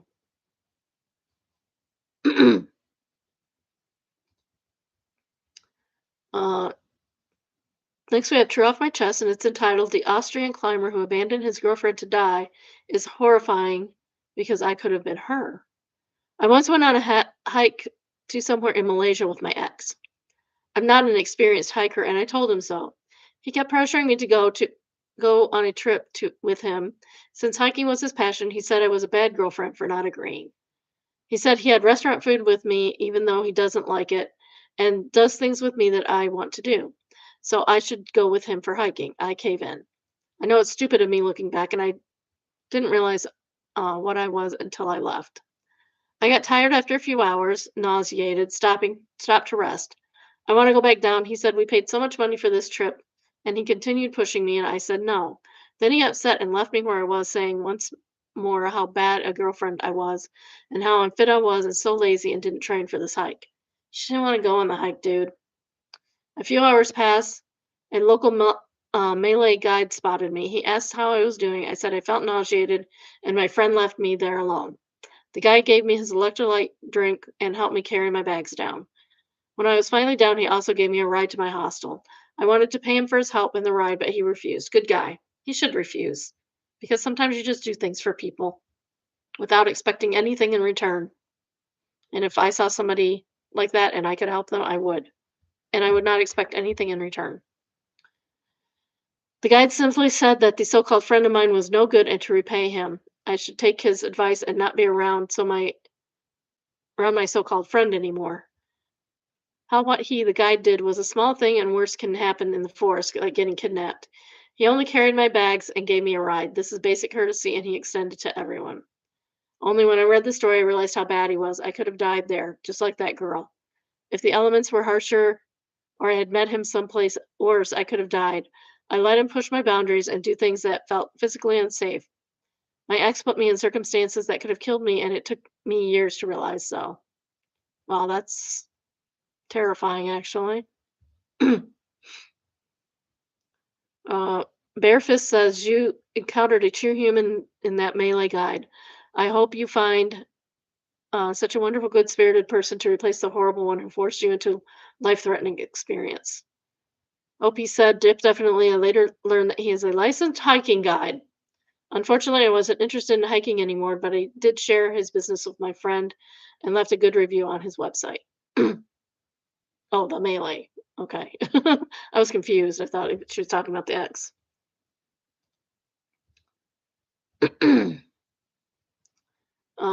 Lonely Octopus says it's a common enough occurrence to have a name. It's called Alpine Divorce. And no, it's not funny.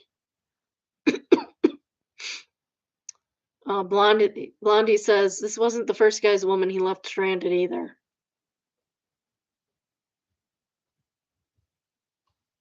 I don't know what the deal is with the does he say Everest?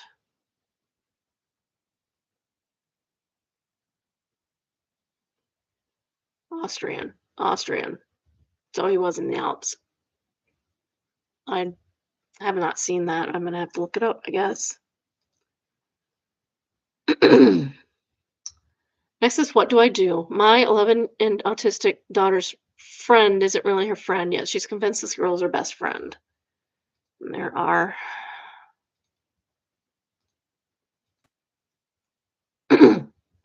what's the answers for the science homework and gives the answers. What are you up to? I was reading, but now I'm going to pick my clothes for tomorrow before bed. Make sure your fit is better than today's.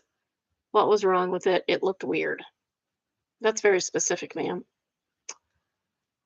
Like, why do you put your hair like that do not and do you not wear a bra? I do. I like my hair like it is. It's easy to do. You should get a better bra. Your boobs are too big for your aesthetic, but too small to look good. The heck does that mean? Okay, what kind should I wear? My mom said these were fine until I grow more. One that squishes them is lacy and pretty. This girl, like, why don't you look like Sloot?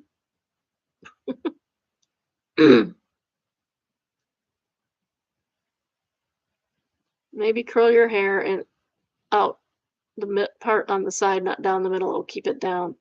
It will slim your face and make it nicer. I don't know. She does seem to be giving a little bit of advice, but it's just not great advice. Okay, protection says maybe explain to her the way a good friend would speak to her and let her know the way that this girl is talking to her is not kind and start there.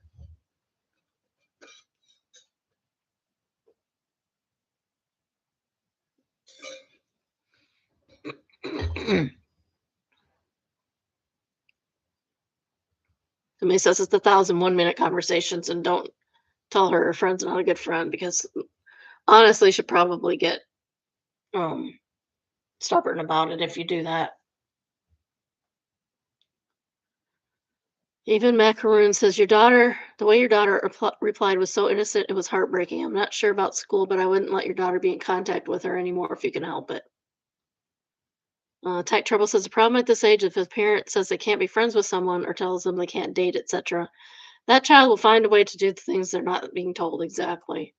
I've seen things get worse with my sister's kids just because they were told not to do that or don't hang out with someone.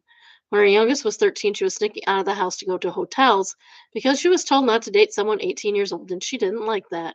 She found a way. Granted, cops got involved, and she learned a lesson after everything. That's what I'm afraid of, something like that happening. Next, we have entitled parents. Entitled, the parents at my daycare pulled something so unhinged, I still can't believe what happened in front of everyone. I work at a small daycare and we have this one kid, let's call him Brody. He's 4 years old and honestly one of the sweetest kids in my group. His parents are a whole different story. I've been biting my tongue for months, but last week they finally did something so completely over the line that I had to talk about it somewhere. Brody's mom, entitled Mom, has always been the type to hover. She would show up 20 minutes before pickup and just stand outside the glass door watching us, which is fine technically, but she'd also send 4 or 5 messages a day asking if Brody ate a snack, if he napped, if anyone touched him wrong, if we washed his specific cup, the specific way she showed us. Oh my God, that's annoying. No, I washed your cup. It's fine. I know how to wash a cup. I don't need to do it a specific way. Thank you.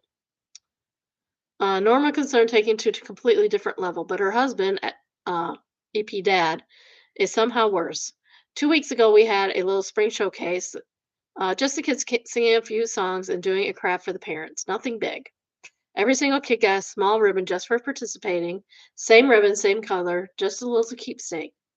After it was over, entitled EP Dad walked straight up to our director and said loudly in front of 8 other families that Brody should have gotten a different color ribbon because he was clearly the most engaged and the other kids were just standing there. Sir, your kid is not all that. He's sweet, but he ain't all that. The director explained it was just a uh, participation token for each child. And EP Dad actually said, "So you're telling me my son gets the same as every kid who picked his nose the whole time?" Yep, that's right. Out loud, in front of everyone, including the mom of the nose picking kid who was standing literally 2 feet away. That mom looked like she wanted to dissolve into the floor, and I felt so bad for her. Oh, I'd be pissed if it was me. EP Mom then jumped in and said the showcase was poorly organized and that Brody had been practicing his song at home for 2 weeks and deserved recognition beyond what the other kids who clearly didn't prepare got. Dude, the director stayed calm, but I could see it in her face. After they left, 3 other parents came up to her just to apologize on their behalf and honestly says everything. I don't know how much longer I can watch this go on without saying something to someone because Brody is going to grow up thinking this is how the world works and genuinely worries me more than anything his parents do to us. Hamster Noir says, picking your nose and singing, that's quite some multitasking. Kid should have got a tiny sticker as well as the ribbon. Brody clearly lacks the skills to focus on more than one task at a time. For that, we can only blame the parents. OP says the kid's multitasking was kind of impressive. Still dunking on him out loud was rough. Brody didn't need a gold star, just manners from dad. Yeah, for sure. Uh, Gotham Nimbus answered, Dad trashing a 4-year-old in public is peak small man behavior. Glad your director kept it calm. I would tell them, I'm sorry. Uh, your um your contract is up with us and Brody will no longer be going here. Not any fault of Brody's.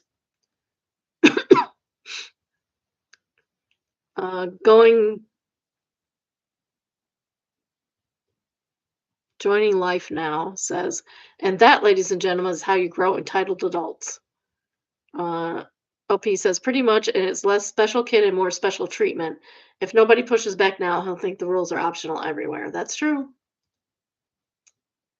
Bootsy Frost says this father's going to start fights at Little League games. Yeah, and he's going to get kicked out of Little League games too. If anybody has any sense about him, he's going to be that guy at our school when my kids were in school, sitting in the top of the stands screaming at the kids, especially his own. Garlic Thread said a parent that hits other parents at baseball games probably indulges in some kind of physical violence at home too. Oh, that's a good point. Ouch. Poor Brody. He doesn't deserve. He deserves better parents. Oh, that's funny. This is entitled Guy Stuffs His Bag into a oh shoot. Man stuffs his bag into bag sizer, which particularly gets stuck under oh no consequences. guess I gotta share it. Share, share, share.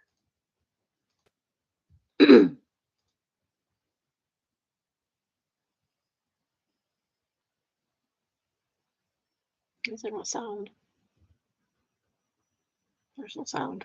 Oh, because I have the sound off. Dadgummit it. Hold on a minute. Turn the sound on, sorry. Oh. Nickel.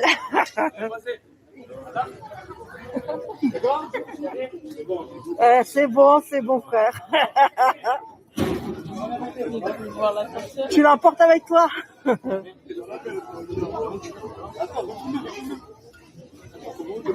Prends tout.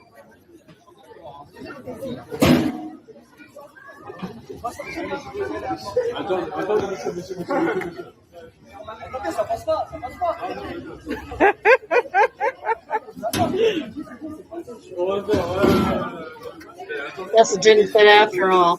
C'est honteux. Hein. C'est honteux. Hein. Bon, on y va. De toute façon, ça va faire le tour du TikTok.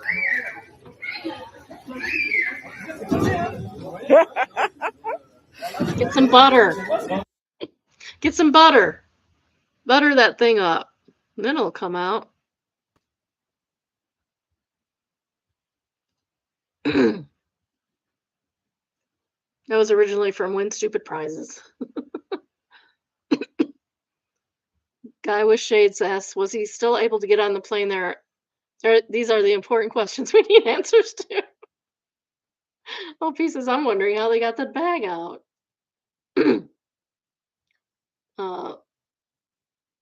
Somebody answers, they just checked the size checker with the bag. Jaws of life.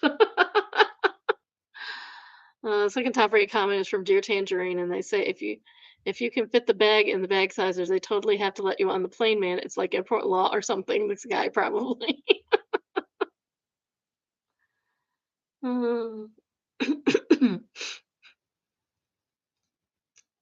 Third top rated comment is from Raslium. It says if it fits, it sits.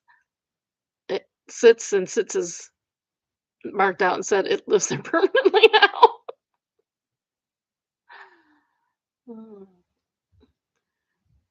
Gamer Girl says, I hope he had to pay for the new bag sizer if he caused any damage. And Whizzle Pizzle says, bet they're insanely expensive too. Probably one company makes them. Just looked up prices, $700 to $4,000, depending on what kind. Good job, Kylie. Oh, why would you do that? It's so dumb. This is for mildly infuriating, and it is entitled, Family Friend Sent Me AI-Generated Response to News of My Father Passing Away. It says, you know how Dad is straight to the point, never wanted all the fancy crap with funerals and stuff. He made that very clear to us. I'm so sorry hearing this. At least there's a small mercy in how quick and peaceful it was for him. No drawn-out pain, no fear stretched over time. He just went in your arms, no less. No spectacle, no fuss, no performance, just cremation and done. Straight to the point, like you said. It's very him. There's a kind of dignity in leaving exactly on our own terms. And they say, I'm aware that AI is a common topic here, but I feel like I had to send this somewhere. My father passed away in my arms last night of a heart attack. I'm so sorry, OP. That sounds awful. I was requested by my mother to send an old friend of his the news. His first response seemed fine. Then he asked me when the funeral would be and if Dad suffered, to which I responded. He then has the absolute audacity to send me a straight up generated response to my father's death. Not even the common courtesy of calling me as an actual GD human unlivid.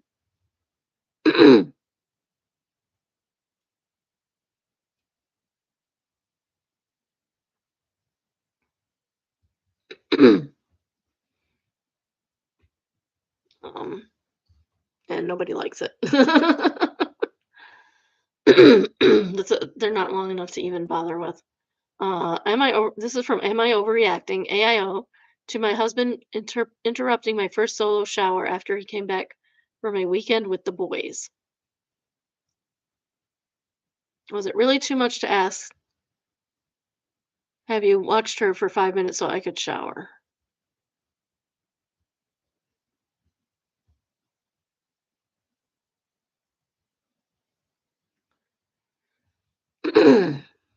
Relevant background. My husband, 37 male, and I, 36 female, have two kids, a 1 year old and a 4 year old.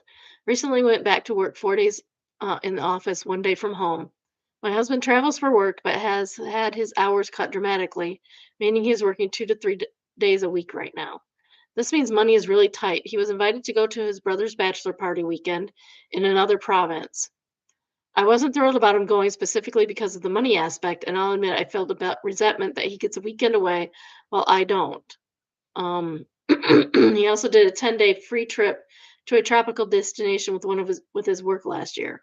I recognize it's not my husband's fault and his brother's bachelor. It only happens once, et cetera, et cetera. Yeah, you shouldn't be upset over that at all. That's something you should have planned for as soon as you heard the wedding. You knew that was going to happen. Should have been saving up. While he's gone, my 1 year old gets quite sick with a fever. I have to take a day off on Thursday to keep her home, and I ended up having to pick up her up on Friday as well because of the fever and watch her while working from home because I already used up half my sick days for the 1 year. On top of that, my 4 year old is also sick and throwing tantrums, and just in general, I had a terrible weekend on my own. Oh, that sucks. That sucks, but that's not, I mean, that's just life. It sucks, but it's life. I try not to bother my husband with most of it, but I do keep him updated on our 1 year old fever so he's aware of the situation. He returned Sunday after both boys are in bed. I tell him how awful the weekend was and how much I missed him. Then Monday night, he mentions he needs to stop by his parents later to pick up something he forgot there. We split duties getting dinner and lunches made, bathing the kids, cleaning the kitchen, and I work on putting my 4 year old to bed, who only wants me, while also holding my 1 year old, who is also still clinging to me. Once I finally get my 4 year old to sleep, I try to hand off the 1 year old to my husband so I can go take a shower. Oh, I was going to go to my parents now, he says. So you can't delay that for 15 minutes while she showers, really? I'm frustrated and disappointed, but I say okay and head up to the bedroom, plugging in my phone, get my clothes for the shower, etc. He walks in. I can hold the baby. I'm waiting for the car to warm up anyway. I gratefully hand 1 year old over to get undressed and take my makeup off. Approximately a minute into my shower, he pokes his head in and says, what I now realize was I'm planning to leave now. Should I just leave her in the playpen? I'm brushing my teeth and showering. Ew. Ew. Brushing your teeth in a shower is just gross to me. I'm sorry. And having trouble hearing him, and I snapped a little bit. Can I just get 5 minutes here, please? For context, I'm a fast shower. I never take more than 5 to 10 minutes. A few minutes later, I hear the baby crying. I realize he placed 1 year old in the playpen and left. See photos for the text exchange. I'm overreacting for getting annoyed at my husband for interrupting my first solo shower in days.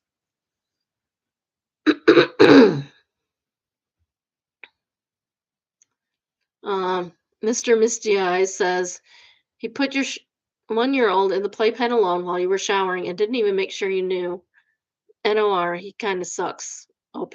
Yeah, he does kind of suck. He could have waited the 5 minutes. It's not that big a deal. Second top rated comment is from French Toasted Art. It says NOR. You said it perfectly with what's the point of having a husband if you can't even get 5 minutes to yourself? He's making himself a burden on you, someone you have to boss around like a teenager rather than trust as a partner. I hope for your sake he's not normally so clueless. He needs to step up before you decide that single parenting would be genuinely easier on you because then you would at least get a few days to yourself. That's true. Yeah, when my husband came home from work, and I was a stay-at-home mom, so I didn't even have the other job. When he would come home from work, he would take the kid, especially when they were little, and let me go shower. Like, at least take a shower, you smell. um, if I had a particularly bad day, he would either bring home dinner or we would go out.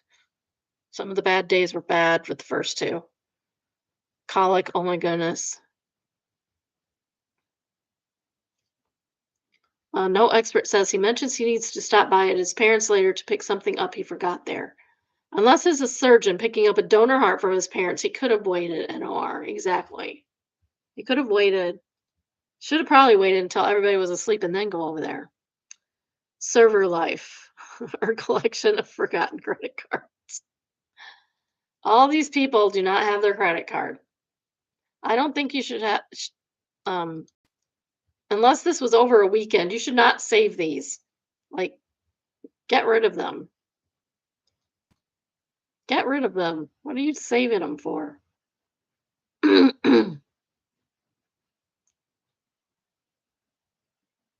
uh, Just so Speak Up says my heart sank until I saw what thread it was on. I'm like, are those from one person? I thought that too. I wasn't paying attention. Yakamoto says, I know, right? I'm on art slash credit cards sometimes. Remember that dream says, are none of those expired? Are you allowed to toss them if they're expired? And Sleepyhead says, you can toss them if they're not expired. Um, Medium acceptable. If they don't tip, I toss out anything they leave. Sorry, I didn't see anything when I cleaned the table. Have you checked the lot near where you parked? That's kind of rude. That's kind of rude. But I guess it's rude not to tip too. Next, we have Best of Editor updates entitled My Manager Doesn't Like My Maternity Clothes. Originally posted to Ask a Manager. Original post June 27, 2017. I'm 30 weeks pregnant with my first child and I have some difficulty with my boss over maternity clothes. I work in finance and my office has a particularly conservative dress code. Pre-pregnancy, I generally wore a sheath dress, blazer, and a string of pearls. I haven't really been able to wear anything like that for the past few months. Finding conservative maternity clothes has been difficult, but I managed to find a few suits and some plain sleeveless tops to go underneath. I also found some black dresses that work well with a blazer. So they apparently had a picture. um, I thought everything was fine. Last week, my manager pulled me into his office and told me that my current wardrobe was unacceptable. I apologized and explained that I thought I was following the dress code. He asked specifically I asked specifically what I needed to change. He said that if I was going to wear a pantsuit, the shirt needed to be tucked in and belted. Oh, that's such bull. She's pregnant. You don't belt a pregnant person. Also, that he did not like the look of side ruching or an empire waist on shirts and felt it was she's pregnant. She's not going to be able to fit in anything that's not an empire waist. Oh my goodness. I told him I would try to find maternity clothes that meet his description, but it would be difficult. He wasn't convinced and said that my job depends on me being dressed according to his standards. There are a few other women, but none of them have had any children while I've been at this job, so I can't look into what they've worn. Do I have pushback here? I spent the weekend looking for clothes that meet his requirements, but haven't been able to. He's out on vacation this week and next week, and I'm out next week, so I have a little bit of time to figure something out. I'm nervous that my job could be on the line. Update December 13th, 6 months later. My situation ended up taking a very unexpected turn. I took your advice and went to HR. The first person I spoke with was absolutely horrified by the situation. She asked to see the emails and ended up calling her boss into our meeting. Her boss told me that I had nothing to worry about and to continue wearing maternity clothing I had, and that my job was not on the line. My boss apologized about a week later with all kinds of qualifications. The apology didn't feel genuine, but I let it go. I thought this was the end of the matter. While I was out on maternity leave, I had a baby girl. I received a somewhat baffling call from HR rep wanting information about my boss. I reached out to a coworker and he let me know that our boss had been fired for sexual misconduct.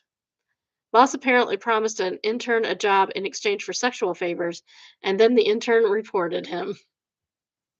As they do. HR launched a clandestine investigation and discovered that Boss had been doing this for a very long time. He was immediately terminated, and no one has seen or heard from him since. He didn't even clean out his office. I came back from maternity leave to a new sane boss. Thank you so much for your advice. I also really appreciated all the commenters who were supportive and helped me see that the situation was not normal.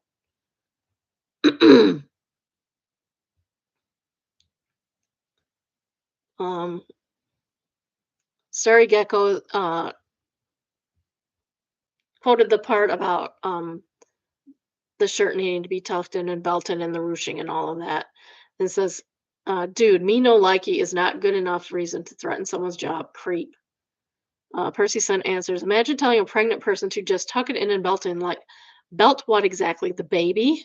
Maternity clothes are designed that way for a reason, right? uh, Mary Texmish says, I'm picturing a fat 1930s era comedian, Laurel or Hardy or Abbott and Costello, maybe, whichever one was the big one. And I'm imagining Opie wearing man pants belted over her bump.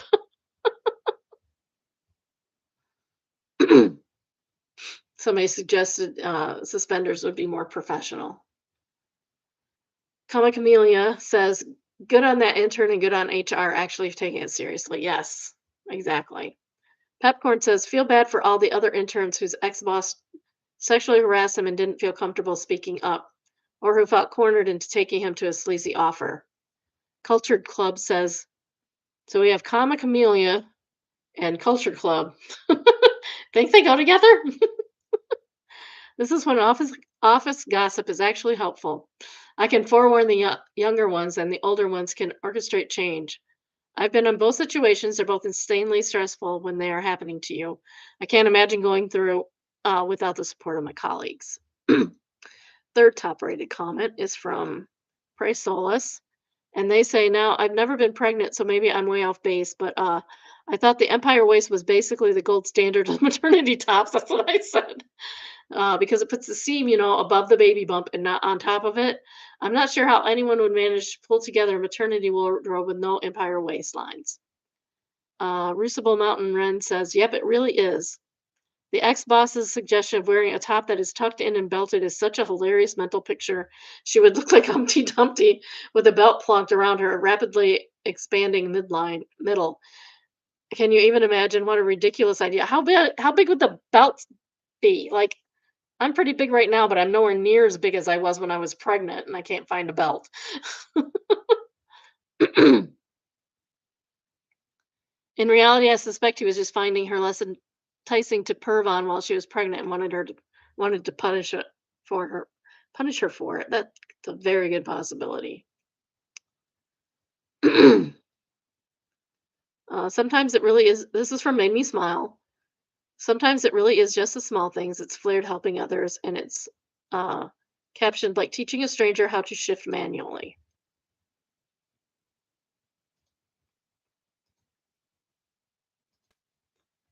From Lauren Holland says, picked up this snot crying 22-year-old tonight whose girlfriend dumped him for being a pussy. I don't know. That's what he says. He saw me shift and cried again because he can't do that. So we're in the Walmart parking lot. I'm probably an idiot, but I'm teaching him this. Aw, that's really nice. That's so nice. I love that. That is so sweet. uh, checking into checking into here says it's a great story, but she regretted the email. I deleted it because he sent it to me.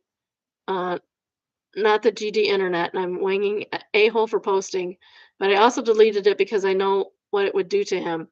I know it's actually a decision someone can make because they'll never have the full information until it's too late. You're forever known as your darkest moment. They'll take one moment, one line, one quote, and that's all you are forever. Nothing about you matters, nothing you've said and nothing you've done. You're reduced to a moment, you're a character, a symbol, you lose yourself. She was right, the post lives on.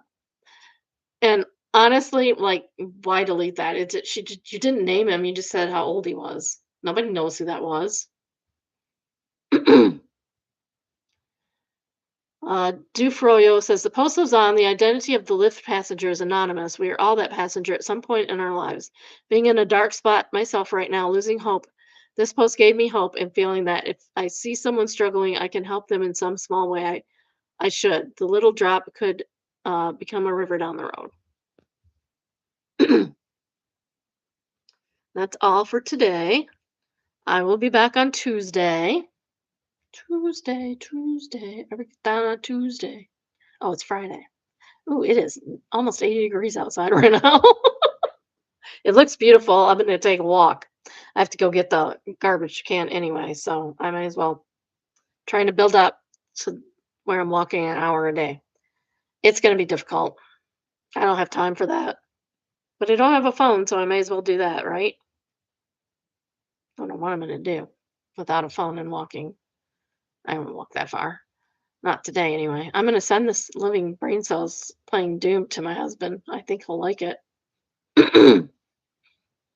um, yeah. So that's what I'm doing. Phone's still going. It's still 10:32 and it's still 39%. Hasn't moved. Let me know in the comments if you think I need a new phone or if this is just a one-off glitch. I think I'm gonna email all my kids and tell them that they need to let their dad know I don't have a phone right now.